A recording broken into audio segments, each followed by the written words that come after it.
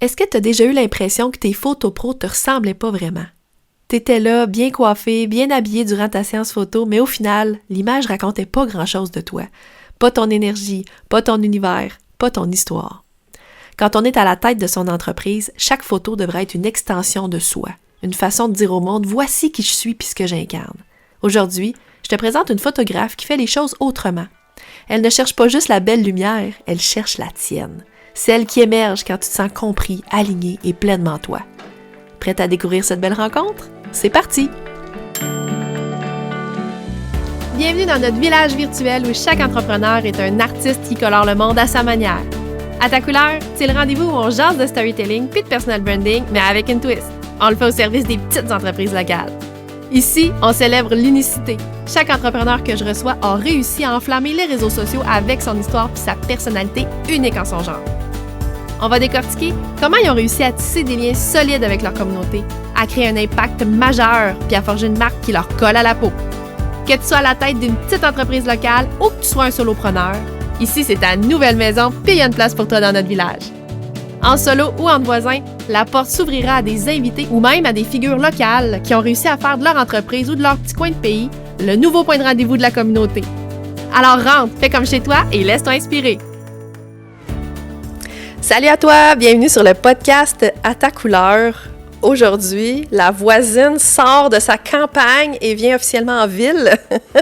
On est au Skylar Press à Montréal. J'ai fait 2 heures et demie de route pour venir rejoindre mon invitée, Amélie Pedrini, qui est photographe, storyteller, propriétaire de l'entreprise derrière ta marque. Salut Amélie!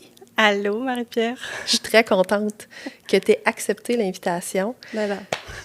Merci beaucoup. C'est moi qui te remercie de m'avoir invitée au podcast. Grand plaisir, grand plaisir. On est dans un endroit magnifique, premièrement. Ouais. Tu me fais revivre des souvenirs parce que... Cette odeur quand on rentre. Ouais. Je l'ai dit, on est à l'atelier Skylar Press. J'ai pratiqué à le dire. Ouais. Je suis pas pire. Oui, puis je le dis parce que c'est important, tu sais, pour ceux qui nous visionnent, je vais dire ça, parce que si t'es pas sur YouTube présentement puis que tu nous écoutes, tu peux venir voir de quoi a l'air l'atelier dans lequel on est. C'est toujours important pour moi de faire des enregistrements dans des lieux symboliques ou du moins dans des lieux qui ont un certain lien avec mes invités. Puis là, ben c'est ton cas aujourd'hui. Oui. Tu nous as proposé d'être ici. Ouais. Pourquoi? Déjà, je remercie Elena de nous accueillir dans son atelier d'impression. Donc, pour ceux qui voudraient en savoir plus sur Skylar Press, c'est vraiment un atelier d'impression en letterpress, donc une technique d'impression en embossage, si on traduit un petit peu la chose. Donc, c'est vraiment des techniques anciennes d'impression. Donc, moi, je suis vraiment honorée d'être ici parce que à chaque fois que je rentre dans cette pièce, ça me rappelle énormément de souvenirs.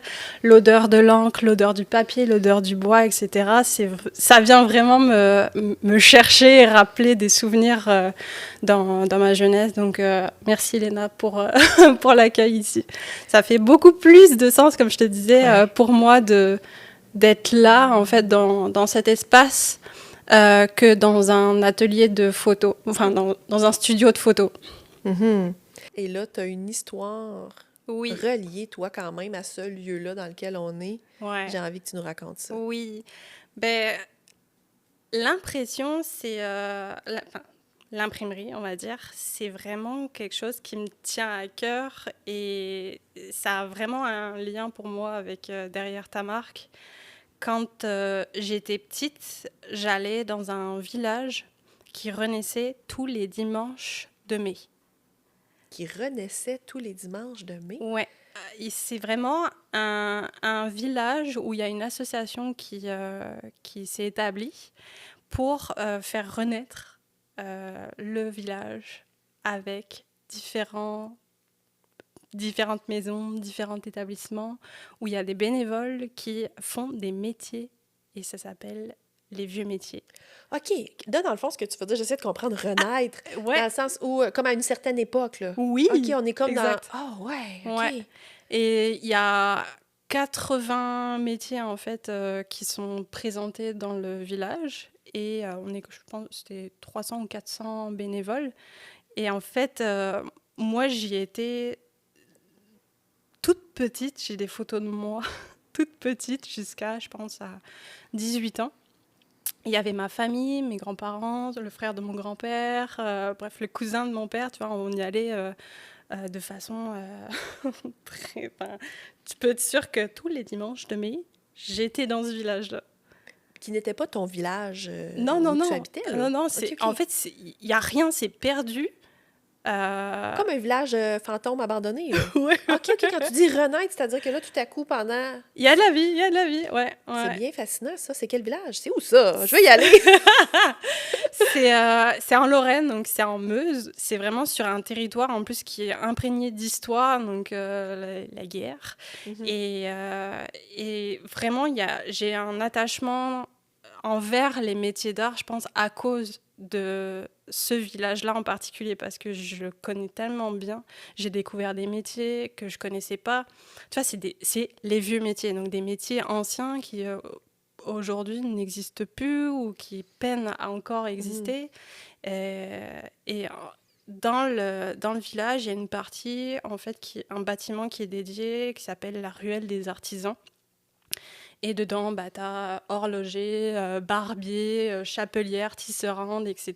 Et moi, j'ai découvert tous ces corps de métier-là, en fait, quand j'étais jeune. Et dans cette ruelle, il y avait l'imprimerie que mon papa tenait. Mon père s'occupait donc de la partie imprimerie. Donc, t'étais la fille de l'imprimeur. Ouais. Et tu vois, c'est des machines qu'il y avait, en fait, sur place, qu'on a autour de nous. Il y avait une plus grosse machine, en fait, où on devait tourner, en fait, pour faire en sorte qu'il y ait le système qui vienne faire l'impression. Bref, j'ai vraiment un lien très fort, en fait, avec les métiers d'art, d'artisanat, à cause de cette expérience de vie dans mon histoire. En tout cas, c'est très fort. De continuer à ma manière de faire connaître encore ces métiers-là, à travers la photo, c'est une manière de faire un clin d'œil à ce village. À des beaux souvenirs d'enfance que tu portes en toi. Moi, ça me rappelle ça, l'odeur. Ça me rappelle quand j'allais dans cette ruelle-là, dans l'imprimerie, en fait, où mon père était bénévole. La belle émotion de nostalgie. C'est une odeur nostalgique. Oh oui. Moi, je suis en 2e année présentement dans ma classe avec Madame Nathalie. Donc... je te comprends tout à fait. Ouais. C'est un lieu qui fit au bout, avec la voisine aussi. Ouais. Bonne vibe. Puis là, écoute, les personnes qui sont à l'écoute, qui se demandent, c'est quoi ça? Une storyteller, enfin, attends un peu, une photographe storyteller, qu'est-ce que ça fait, ça? Hein? Parce que on est à côté du titre traditionnel qu'on connaît tous, c'est-à-dire qu'on sait ce que c'est un photographe. Mais là, une photographe storyteller, qu'est-ce que ça a de plus? Qu'est-ce que ça fait? Qu'est-ce que ça mange en hiver? Explique-nous ça. Pour moi, c'est important de ne pas faire de simples photos, d'être la personne qui va appuyer sur l'appareil photo. Pour moi, c'est important de transmettre, en fait, l'essence, on dit souvent ça, mais de comprendre l'histoire, de comprendre la personne, son univers, son image de marque, ses valeurs, tout ce qu'il y a en arrière, derrière la marque. Et je ne l'ai pas dit encore, mais moi, je travaille avec des femmes entrepreneurs. Je me suis vraiment spécialisée, en fait, auprès des entreprises parce que, justement, pour moi, c'est pas la même manière que de travailler avec des familles, sur des mariages nouveau-nés, etc. C'est pas la même chose. On capte pas de la même manière et ça a pas du tout la même valeur non plus, la photographie, pour que ce soit des particuliers ou des professionnels. Donc, storyteller, c'est tout ça, en fait. Capter ce qu'il y a derrière la marque, l'humain, les valeurs, les missions, le savoir-faire, pour que, au final, l'élément visuel fasse sens avec la personne et que ça raconte des vraies histoires. Dans mon univers à moi, j'appelle ça les fameuses pépites. Ouais. Quand tu dis les valeurs, le savoir-faire, tout ça derrière. c'est pour moi, dans mon univers, les fameuses pépites. Puis je reviens sur une chose que tu as mentionnée tantôt. Tu as dit, moi, ça faisait beaucoup plus sens d'être ici que d'être dans un studio de photo, par exemple. Oui. Parce que tu n'as pas pignon sur rue dans un studio. C'est pas ça là, qui se passe avec toi. Là. Comment ça se passe, tes mandats clients? Là? Où ça se passe? Oui. Ben, c'est assez varié dans le sens où je m'adapte en fonction du client. Donc, je me déplace où je trouve un lieu qui fait sens par rapport à ce qu'on a envie de créer, en fait, par rapport à la personnalité. Donc, moi, j'ai tout mon matériel, puis je me déplace avec tout ça. Donc, on peut très bien être dans les locaux d'une personne, comme c'est ça, aller chercher un lieu qui soit pertinent. Donc, des fois, ça peut être en extérieur, comme ça peut être louer un endroit, mais je reviens à cette place-là. C'est, pour moi, tu vois, ça fait du sens parce que je viens en immersion dans l'environnement des gens. Puis, ce genre de place, c'est exactement l'exemple parfait parce que c'est ça. Ici, il y a une histoire, il y a un humain, il y a un savoir-faire. Et je rentre directement en immersion, en fait, dans l'espace. Est-ce que tu as toujours associé la photographie, on va dire, au storytelling, ou il y a eu un déclic à un moment donné qui est arrivé? Comment s'est apparu ce mariage-là entre photo, storytelling?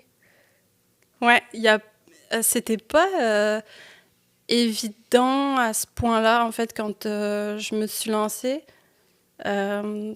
Tranquillement, en fait, je dirais, avec l'expérience, à force d'échanger avec les gens, et puis aussi ce que moi, au final, ce qui m'appelle, c'est cette approche-là, en fait, d'être vrai, authentique, proche du concret, au final. Je sais pas, c'est venu à moi, en fait. Je sais pas comment l'expliquer. C'est comme si le storytelling t'avait trouvé. Ouais, je pense que c'est la manière, la façon de capter, la façon de photographier qui fait sens avec cette approche-là. Parce que je fais pas de la photo corporative comme on a l'habitude de l'entendre, dans le sens veston, cravate, photo de studio sur fond blanc, etc. Je ne suis pas dans cette démarche-là de la photo corporative comme on l'entend souvent. Ouais. Beaucoup plus de lifestyle, beaucoup plus d'humain, en fait. De ramener cet humain à travers la communication, c'est ça qui m'appelle. Donc, on crée des contextes beaucoup plus, ce qu'on appelle aujourd'hui lifestyle, mais qui amènent justement à connecter plus facilement, en fait, avec ce type de photo-là. Tu as nommé plusieurs fois depuis le début « faire sens ». Ouais. C'est des mots qui reviennent. Puis là, moi, je capte ça parce que c'est des mots que je dis souvent aussi. Donc, faire du sens, générer du sens, d'abord et avant tout pour soi, pour pouvoir le transmettre aux autres ensuite. Ouais. On est, je me permets de dire « on » parce que j'ai l'impression, tu me corriges si c'est pas le cas, on est je vais dire des génératrices. Je sais pas si on peut dire ça, de sens dans un sens. Donc, beaucoup de sens dans la même phrase. Puis tu sais, je dis ça parce que dans le cadre de mon travail à moi, l'accompagnement que je fais avec mes clients se passe à 2 niveaux. T'sais.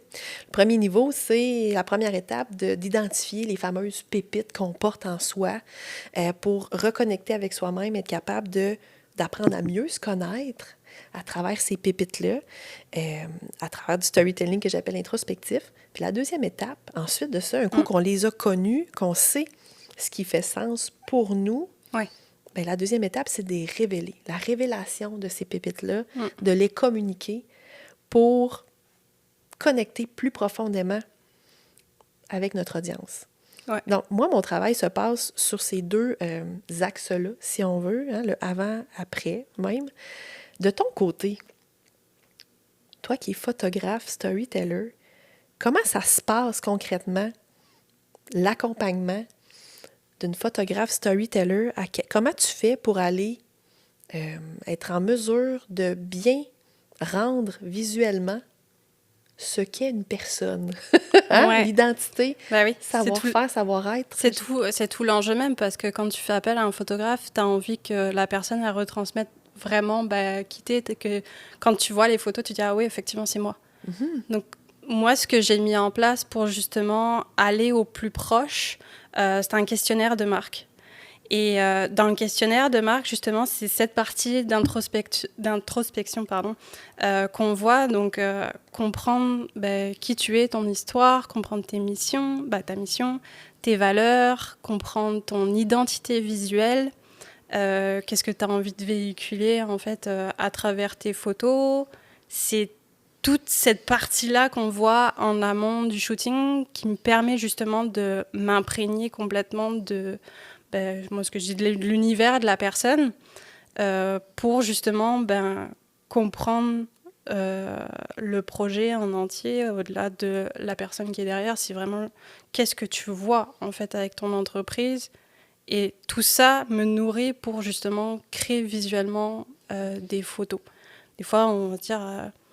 oui, on fait des photos de portrait, mais ça peut être intéressant d'aller justement créer des mises en scène qui viennent appuyer ton message, la vision concrète que tu as en fait pour ton entreprise. Donc, moi, c'est comme ça que j'arrive à m'imprégner vraiment du projet, en tout cas. Tu dis ça, puis tu vois, ça me fait penser à mes séances photos à moi, que j'ai déjà eues. Ouais.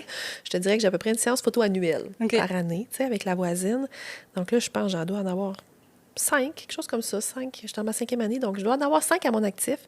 Puis tu vois, moi, les photographes avec qui j'ai fait mes séances, j'arrivais moi-même avec toute ma valise d'accessoires. J'arrivais avec tous mes kits. Tu sais, je vais magasiner, je choisis mes kits, bien sûr, toujours un peu jaune.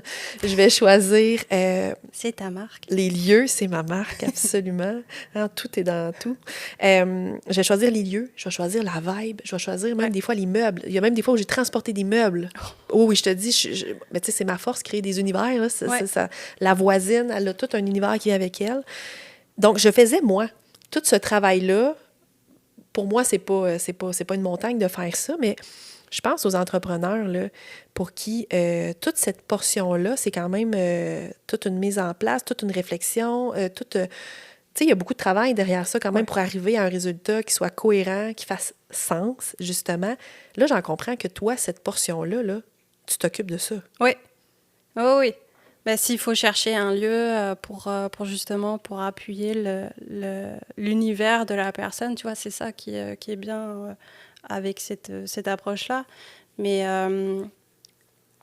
il y a plusieurs personnes qui me disaient j'en ai fait des photos, je me reconnais pas. Mm-hmm. C'est pas moi, ça me ressemble pas, c'est... Il manque quelque chose. Et en fait, je me suis dit, OK, elle est là, tout le travail en amont qui est intéressant de faire, de se dire, je prends vraiment conscience de l'autre avant de créer quoi que ce soit. Ouais.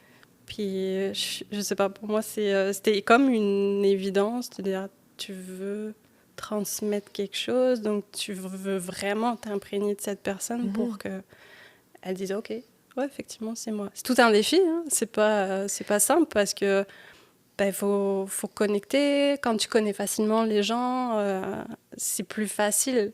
Donc il y a tout ce travail-là qui est nécessaire pour faire en sorte que on arrive à un résultat proche du concret. Oui, et puis sûrement aussi que de faire tout ce travail-là en amont, ça te donne plus de contact avec le client aussi. Oui. Ça émerge des discussions aussi que peut-être tu n'aurais pas si tu ne faisais pas ce travail-là. Ouais. Puis ça transparaît sûrement sur l'aisance aussi du client pendant la séance. Complètement. Tu vois, moi, je fais toujours un appel de découverte, en fait, parce que pour moi, déjà, c'est permettre de voir s'il y a un fit qui se fait. Si tu te sens à l'aise avec la personne, si tu vois qu'il y a déjà une relation possible en fait avec la photographe ou le photographe, mais il y a déjà un premier contact. Après ça, on échange par courriel pour le questionnaire de marque et la préparation, mais je reviens après le questionnaire de marque, on se fait une rencontre, on prépare le shooting. Donc, tu as déjà plusieurs échanges avec la personne que... je me mets dans la peau de plusieurs qui n'ont jamais entendu, jamais vu le photographe, même le son de sa voix, tu le connais pas. C'est tellement stressant, en fait, de se retrouver face à la caméra que tout ça, là, si tu le fais pas, le lien de confiance avant le shooting, Oui. beaucoup de stress. Donc, pour moi, c'est un processus qui fait vraiment... on connecte, on a une relation, tu vois, au-delà de je délivre un service. C'est vraiment important pour moi de créer d'abord quelque chose avant pour que le jour J, on se connaît quasiment déjà, quoi. Il y a déjà quelque chose de créé, en fait. Mm-hmm. Ah oui, puis ça transparaît tellement à la lentille quand il y a cette aisance-là, cette connexion-là déjà, tu sais. Puis c'est drôle que tu dises ça parce que je me reconnais dans ce que tu dis de par mes séances photo parce que j'avais une belle connexion avec les photographes avec qui. Puis les gens m'ont toujours dit « Wow, tes photos sont donc ben wow! » Tu sais? Puis c'est quoi comment ça, tu sais? C'est l'énergie puis c'est la relation que j'ai avec le ou la photographe. C'est ça qui change tout. Ouais. Faut qu'on ait du fun. Moi, quand j'ai du fun, ça paraît dans... Ouais. Je suis naturellement très... comment dire? Je suis plus charismatique, plus... en fait, je dégage quelque chose d'autre. Oui, mais c'est te permettre d'être toi. Ouais. Et c'est ça que nous, on a besoin de capter. Ouais. Plus on va te mettre à l'aise et plus tu vas pouvoir être toi sans avoir cette pression de caméra autour de toi et d'oublier justement cette partie-là. Ouais. Dirais-tu que tous les entrepreneurs sont prêts à avoir ce type de séance photo-là? Est-ce que il y a un moment plus propice dans le parcours entrepreneurial pour faire ça?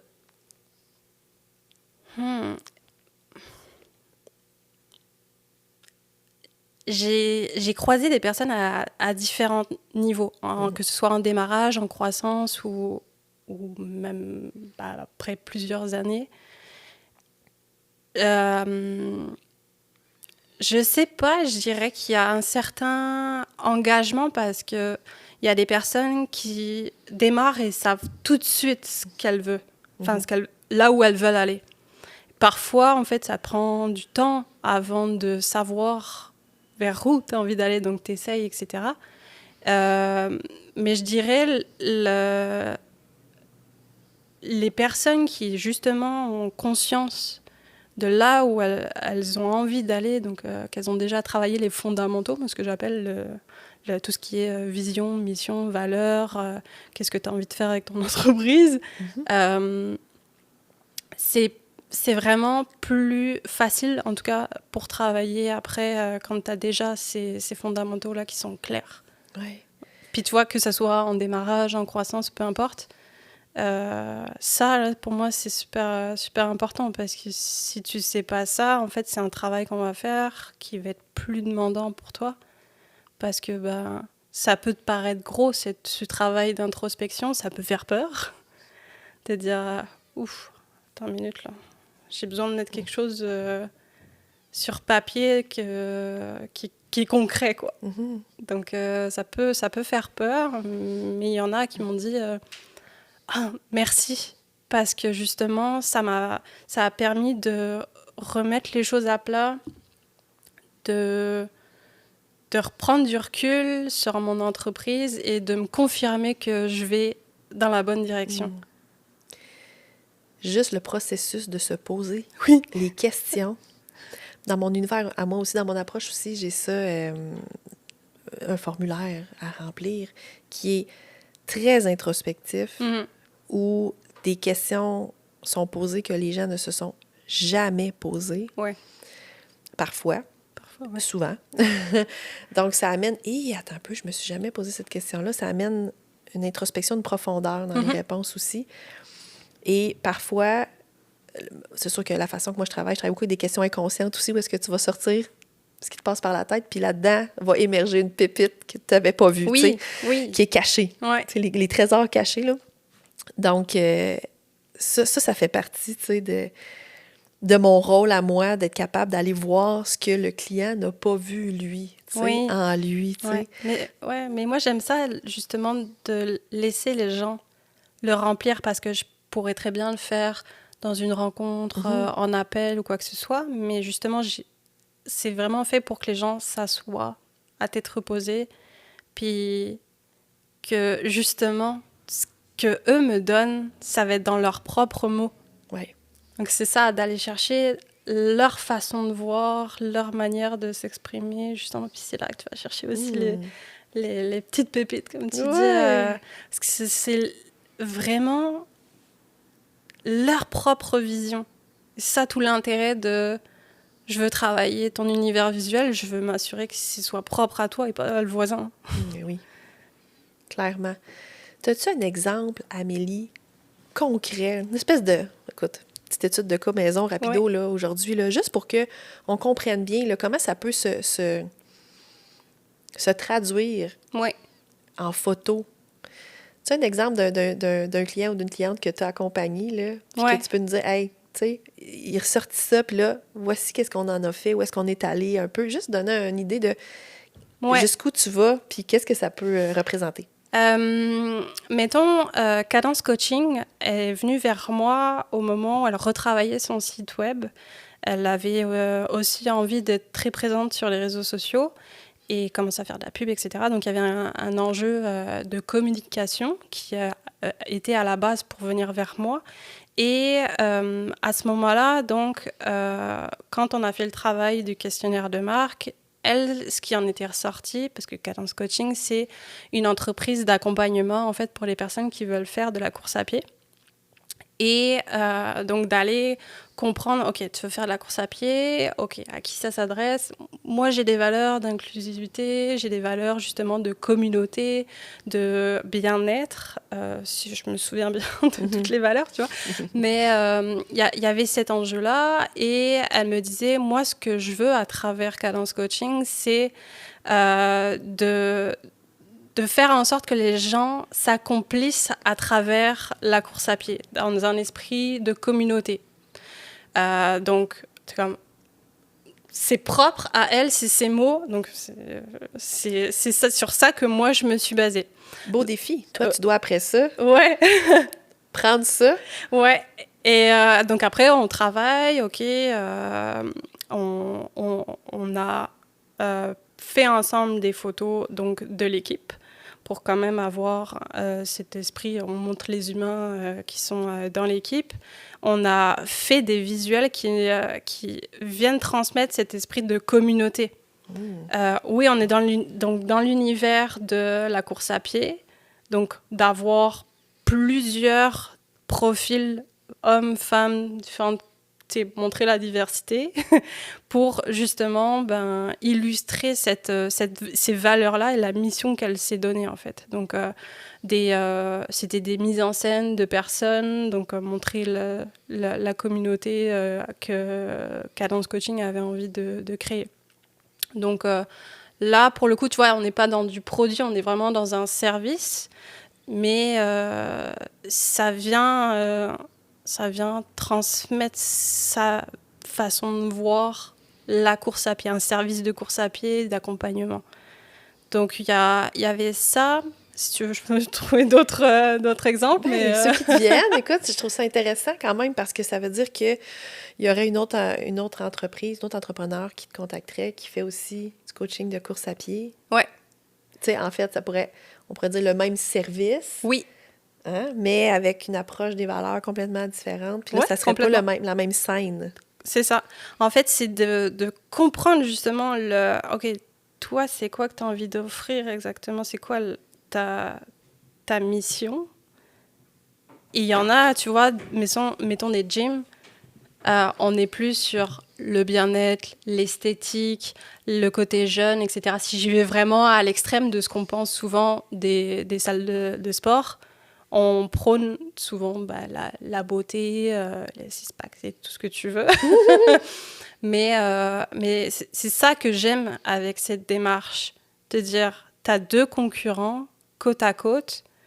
Certes, ils ont le même service, mais c'est pas les mêmes personnes derrière.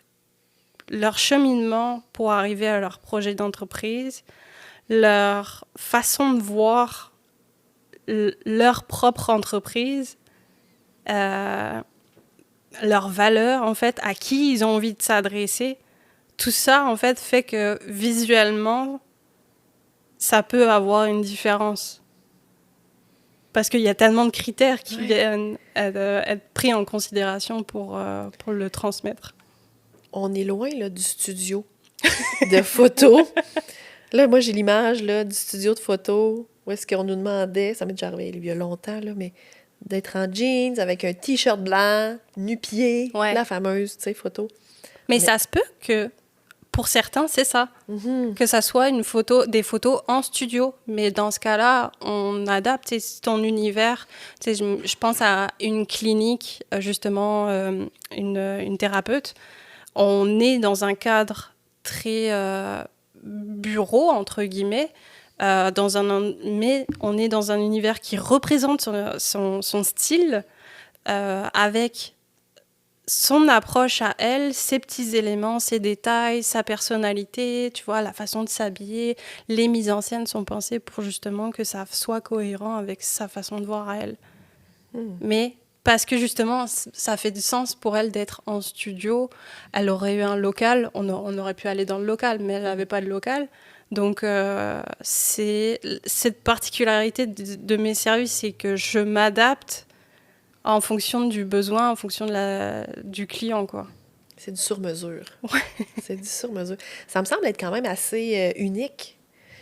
Rare, hein? Je sais pas, je dis ça, mais en tout cas... J'ai pas la prétention de dire que je suis une personne unique, et il y a personne, et c'est ça que j'avais lu, il y a personne qui s'estime unique dans la vie, mais malgré tout, on est tous différents, en fait. On peut se rejoindre sur certains points de nos vies, c'est ça qui est intéressant avec l'histoire, c'est comment tu connectes avec des gens, mais c'est de prendre conscience, justement, de qu'est-ce qui me détermine, moi, que je peux utiliser pour aller me différencier, me démarquer, en fait, des personnes qui sont dans le même domaine que moi, qui sont mes concurrents. Puis toi, c'est important, ça. Ouais. C'est une pépite, oui, que toi, tu vas identifier puis que tu t'amuses avec ça. Il y a tellement de personnes qui n'ont pas nécessairement conscience de leurs propres valeurs. Tu finis par perdre de vue, en fait, l'essence de pourquoi tu as créé ton entreprise. Je fais un produit, mettons, je pense à des bijoux. Moi, je suis fondatrice d'une marque de bijoux. Mais non, t'es pas... plus nécessairement conscience de la valeur que ce que t'offres au-delà des bijoux. En fait, moi, tu vois, j'ai une idée. C'est ça, souvent. J'ai conscience de la valeur des personnes avec qui je vais travailler. Mais j'ai envie d'entendre dans leurs propres mots, en fait, de leur faire prendre conscience aussi de leurs propres valeurs, de se remettre là-dedans, de dire, au-delà des bijoux, c'est quelque chose que tu offres. C'est un sentiment de bien-être, c'est... bref, tu vois, c'est... Je bois tes mots. Présentement, là, on est à la même place. Tout à fait, tout à fait. Tu vends pas juste des bijoux. Ah non. Non. Ce que tu vends, c'est un souvenir, c'est une nostalgie, c'est une émotion. Ouais. D'ailleurs, en nommant ce beau mot-là, qui est l'émotion, quelle place prend l'émotion, toi, dans ton travail? Pour moi, ou tu veux dire dans la collaboration avec... Tu peux le voir comme tu veux. Ça peut être ça. OK. Mais je le voyais comme de quelle façon tu réussis à transmettre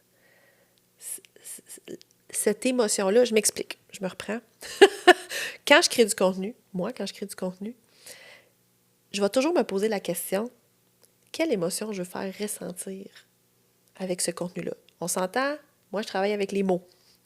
Ouais. OK? Ouais. Donc, je vais toujours me poser la question, c'est la première question que je me pose. C'est quoi le ressenti? C'est quoi l'émotion que je veux que le lecteur ou l'auditeur qui écoute ou qui visionne ressente en m'écoutant ou en lisant ça?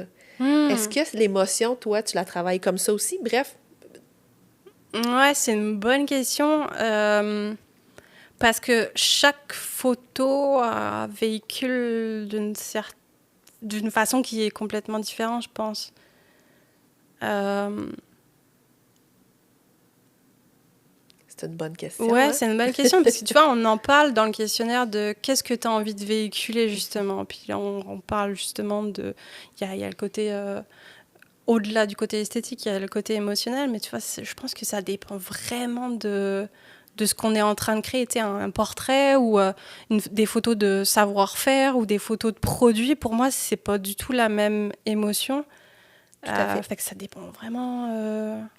Mais il y a ce souci-là, j'entends qu'il y a ce souci-là quand même d'aller mettre le doigt sur un ensemble ou une vibe qu'on veut créer, tu sais. Ouais, je pense global quand je travaille avec un client, tu sais, je pense vraiment à l'univers au complet, puis après on vient jouer sur les mises en scène, les accessoires, les éléments, etc. Donc, ouais, l'émotion, elle est là forcément. Ça a toujours pour but que ce qu'on crée, ça vient chercher justement les personnes qui reçoivent ça, en fait, visuellement. J'avais envie de dire le mot « toucher ». Ouais.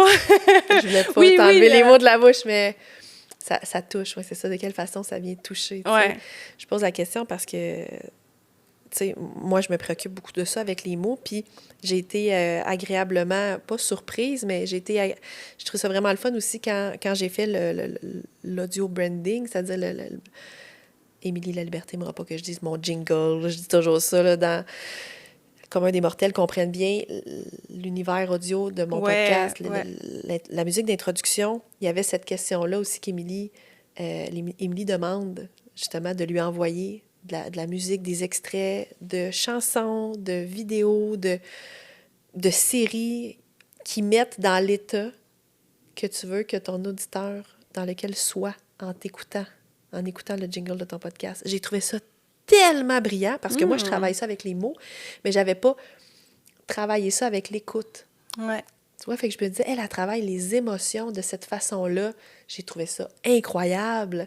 Puis là, c'est ça, je me demandais comment en photo, on travaille avec cette émotion-là, parce que tu l'as dit, l'objectif, c'est de transmettre, c'est de toucher, c'est de faire vivre quelque chose. Bon, là, je change peut-être les mots de ce que tu as dit, là, mais au final... Ouais, c'est ça, ouais. Tu vois, la partie, cette préparation en amont, je pense. On comprend l'univers, on comprend si tu te définis, avec quel type d'adjectif tu te définirais, qu'est-ce que tu as envie de véhiculer. Puis tu sais, il y a tout le mood board, donc les planches d'inspiration, en fait, qu'on crée en amont, qui aident aussi déjà à... Ah oui, tu travailles avec les mood boards aussi, toi, de ton côté. Ouais. Ça aide à se projeter, parce que c'est un métier qui est visuel. Hein. Moi, des fois, j'ai l'idée en tête, puis d'amener les gens à comprendre vers quoi j'ai envie d'aller aussi, c'est parfois... Qu'est-ce qu'elle veut dire? Oui, t'as l'idée, tu la vois, mais il faut que tu donnes le goût aux personnes de dire fais-moi confiance, on s'en va dans une bonne direction. Ouais. C'est comme moi quand je découvre les pépites que mes clients n'ont pas encore vues, là, puis que je suis comme « Ah oui, ça, c'est une bonne. Elle, c'est une... » Mais ça aide justement, c'est ce processus à dire... OK, je vois où on s'en va. Je sais, tu sais, il n'y a pas de surprise, en fait, le jour J. C'est pas comme si on créait la même chose, c'est pas ça, mais c'est d'aider déjà les gens à se dire, OK, ouais, je pense qu'on est en bonne direction, puis ça évite les surprises. Oui. Et là, je te pose une question reliée à une pépite. Une de mes pépites. Toi, qui est quand même une fidèle auditrice, là, tu connais quand même bien les pépites. Quand même. Donc, j'ose te poser la question suivante. Pourquoi tu fais ce que tu fais? Pourquoi tu fais ça? La grande question. Ouais. Qu'est-ce qui te nourrit là-dedans? Oula, on va loin. Ouais. On est de même sur le podcast à ta couleur. Ouais, mais moi, tu vois, c'est intéressant comme question parce que j'ai eu ce travail d'introspection sur moi. J'étais à l'écoute de moi-même Et en fait, ça a commencé à la suite d'un licenciement pendant la pandémie, comme beaucoup. Ton bouleversement. C'est ça, c'est le coup de pied qui a permis, c'est grâce à ça, on va dire, et pas à cause, ça dépend comment on le dit, mais qui a permis de me questionner, de me dire, je fais quoi maintenant ? Est-ce que je retourne dans la même chose, en sachant que j'étais dans le monde de l'événementiel, donc pandémie, c'était compliqué. C'était moins populaire, c'est sûr. C'était pas facile à cette époque-là, mais ça m'a vraiment permis de me dire, ok, bon, qu'est-ce que je fais, vers quoi je me dirige, donc d'être à l'écoute de soi. Ok, j'ai étudié en communication, la photo, ça fait très longtemps que j'en fais en amateur. J'ai un intérêt envers les réseaux sociaux, tu vois. Bref, j'ai été tirée en fait des ficelles et c'est là que je me dis, ben, pourquoi pas me lancer en tant que photographe. Et tranquillement, j'ai construit mon offre en fait en ayant conscience de vers quoi j'avais envie de me diriger. Moi, ça a été clair tout de suite que je me dirige vers le monde des entreprises. C'était ça, je savais. Puis je me sens maintenant bien à ma place parce que je me plais vraiment dans cet univers-là. Je sais que j'ai mes forces là-dedans. Donc, je tirais les ficelles et je me dis, ok, j'aime bien l'artisanat, j'aime bien l'art, j'aime bien le sport, j'aime bien... En fait, voilà, j'ai vraiment pris conscience de qu'est-ce que j'aime, puis sur quel genre de projet j'ai envie de travailler. Et comme beaucoup, c'est niaiseux de dire ça, mais c'est de construire ton business, en fait, autour de tes forces et tes centres d'intérêt. Puis tu as dit, moi, c'était clair que c'était les entrepreneurs. Ouais. Qu'est-ce qui fait que c'était clair comme ça? Je pense que c'est le fait que j'ai étudié en communication qui m'a vraiment orientée vers ça. Bah, tu vois, c'est notre histoire. Je ne suis pas maman, je ne suis pas mariée. Tu vois. Peut-être que ça aurait pu me dire « Oh ouais, je pourrais aller vers ce type de mandat-là, etc. » Mais je suis plus... J'ai plus d'intérêt, ou je ne sais pas, ça m'appelle vraiment plus cette approche-là. Parce que justement, les sites web, je connais ça, les réseaux sociaux, je connais ça. Et c'est drôle parce que cette partie de moments dans ma vie où je me suis assise pour prendre conscience de vers quoi j'ai envie d'aller, ça m'aide beaucoup aujourd'hui parce que je me dis, j'ai envie d'aider les gens aussi à être eux-mêmes à travers les communications, à mettre de l'humain dans la communication. Je sais pas si ça peut faire du sens, mais... Il est pas mal là, ton why. Il est pas mal vers la fin, là. On y touche, là. On y touche du bout des doigts, on y arrive. Puis tout à fait. En fait, c'est ça, c'est que j'ai vraiment envie d'aider les gens avec cette force que j'ai, donc de la partie visuelle, de leur dire je vais t'aider à te valoriser, à te mettre de l'avant et à faire en sorte que tu communiques sur qui t'es, tel que t'es, sans te dénaturer et faire en sorte que les gens ils s'intéressent à ce que tu fais parce que tu le fais avec passion. On est dans une grande mission d'authenticité ici. Oh oui. Oui. Oh oui. Oh oui. C'est mon défi depuis que je me suis lancée à mon compte. Oui. Ouais. Ton défi personnel? Oui, personnel, d'être alignée avec toi-même, tout le temps. Est-ce que tu dirais qu'Amélie Pedrini est alignée avec elle-même tout le temps? Pas mal, ouais. Pas mal.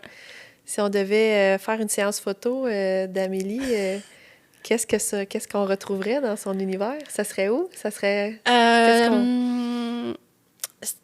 Je vois de la nature, je vois du café, je vois de l'art, je vois...